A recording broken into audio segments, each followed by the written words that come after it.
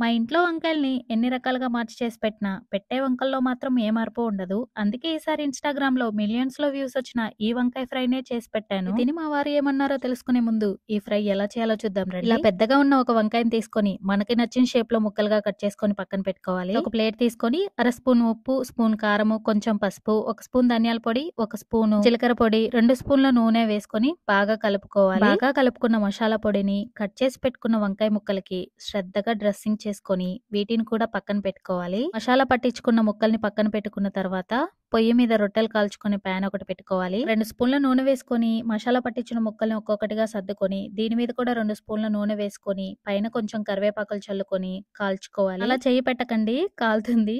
చలాకీగా చల్లాకుతో కాల్చుకోండి, బాగుంటుంది. కాలుస్తూ ఉంటే మా వారు వచ్చి ఇన్స్టాలో చేప షేప్ లో కట్ చేశారు కదా, నువ్వేంటి ఇలా రౌండ్ గా కట్ చేసావు అన్నారు. బాబాయ్ మళ్ళీ వంక పెట్టేలా ఉన్నారే. ఓకే, ఇదే ముక్కల్ని ఫిష్ షేప్ లో సర్ది పెడదామని చెప్పి ఇలా పెట్టాను. నిజంగా చాలా బాగుందని మెచ్చుకున్నారండి. ఇంకా బాగా నచ్చినట్టే కదా. మీరు కూడా ట్రై చేసి ఎలా వచ్చిందో కామెంట్ చేయండి అబ్బా. ఉంటాను. వీడియో నచ్చితే లైక్ చేయండి. బాయ్.